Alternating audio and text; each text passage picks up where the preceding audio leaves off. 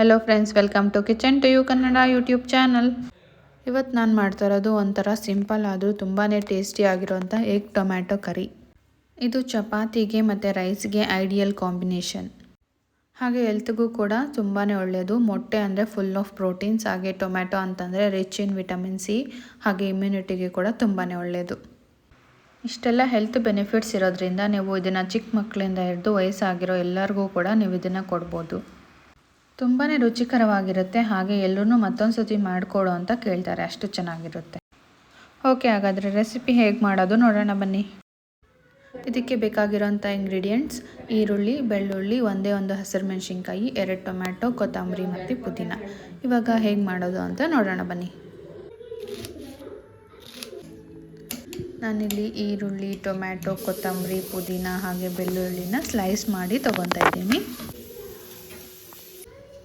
ಇವಾಗ ಮಾಡೋದಕ್ಕೆ ಒಂದು ಕಡಾಯಿ ಇಟ್ಕೊಂಡು ಸ್ಟವ್ ಆನ್ ಮಾಡಿಕೊಂಡು ಅದರಲ್ಲಿ ಒಂದು 4ರಿಂದ 5 ಟೇಬಲ್ ಸ್ಪೂನಷ್ಟು ಎಣ್ಣೆನ ಆ್ಯಡ್ ಮಾಡ್ಕೊಳ್ಳಿ.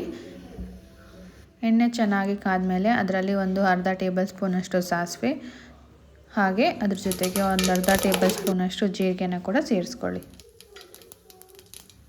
ನಂತರ ನೀವು ಇದಕ್ಕೆ ಹೆಚ್ಚಿಟ್ಕೊಂಡಿರೋಂಥ ಬೆಳ್ಳುಳ್ಳಿ, ಹಸಿರು ಮೆಣಸಿನ್ಕಾಯಿ ಹಾಗೆ ಈರುಳ್ಳಿನ ಕೂಡ ಆ್ಯಡ್ ಮಾಡಿಕೊಂಡು ಚೆನ್ನಾಗಿ ಈರುಳ್ಳಿ ಸ್ವಲ್ಪ ಕೆಂಪಗಾಗೋವರೆಗೂ ಫ್ರೈ ಮಾಡ್ಕೊಳ್ಳಿ.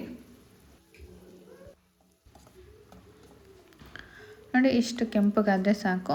ನಾವು ಇವಾಗ ಇದಕ್ಕೆ ಹೆಚ್ಚಿಟ್ಕೊಂಡಿರೋಂಥ ಟೊಮ್ಯಾಟೋನ ಆ್ಯಡ್ ಮಾಡ್ಕೊಳ್ಳೋಣ.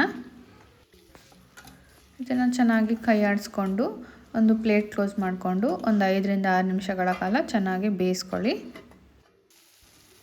ನಾನಿಲ್ಲಿ ಟೊಮ್ಯಾಟೊ ಇನ್ನೂ ಸ್ವಲ್ಪ ಸಾಫ್ಟಾಗಿ ಆಗಲಿ ಅಂತ ಸ್ವಲ್ಪ ನೀರನ್ನ ಆ್ಯಡ್ ಮಾಡಿಕೊಂಡು ಮತ್ತೆ ಬೇಯಿಸ್ಕೊತಾ ಇದ್ದೀನಿ.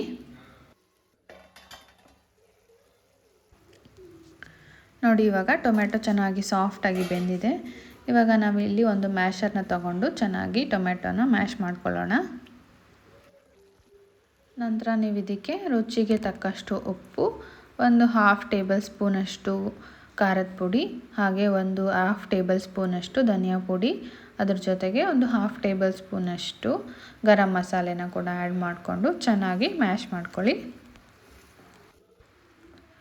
ಜೊತೆಗೆ ನಾನಿಲ್ಲಿ ಹೆಚ್ಚಿಟ್ಕೊಂಡಿರೋ ಅಂಥ ಪುದೀನ ಹಾಗೆ ಸ್ವಲ್ಪ ಕೊತ್ತಂಬರಿನ ಕೂಡ ಸೇರಿಸ್ಕೊತಾ ಇದ್ದೀನಿ.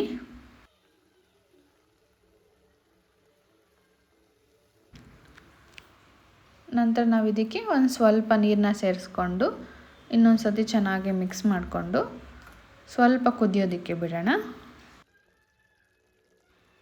ಒಂದು 2ರಿಂದ 3 ನಿಮಿಷಗಳ ಕಾಲ ಅದನ್ನು ಕುದಿಯೋದಕ್ಕೆ ಬಿಟ್ಟು ಆ ನಂತರ ನಾವಿಲ್ಲಿ ಮೊಟ್ಟೆನ ಒಡೆದು ಆ್ಯಡ್ ಮಾಡ್ಕೋಬೇಕಾಗತ್ತೆ.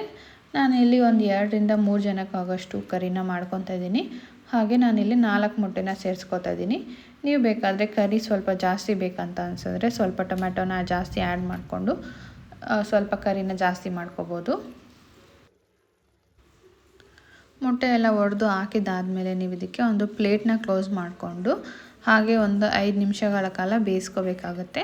ಯಾವುದೇ ಕಾರಣಕ್ಕೂ ನೀವು ಇದನ್ನು ಸ್ಪೂನಲ್ಲಿ ಕದಲಿಸೋದೆಲ್ಲ ಮಾಡಬೇಡಿ, ನಿಮಗೆ ಆವಾಗ ಕರಿ ಟೇಸ್ಟ್ ಬರೋದಿಲ್ಲ. ನೋಡಿ, ಒಂದು 5ರಿಂದ 6 ನಿಮಿಷಗಳ ಕಾಲ ಬೆಂದಿದ್ದಾದಮೇಲೆ ನಿಮಗೆ ಈ ಥರ ಕಾಣಿಸುತ್ತೆ. ಮೊಟ್ಟೆ ಎಲ್ಲ ಚೆನ್ನಾಗಿ ಬೆಂದಿದೆ.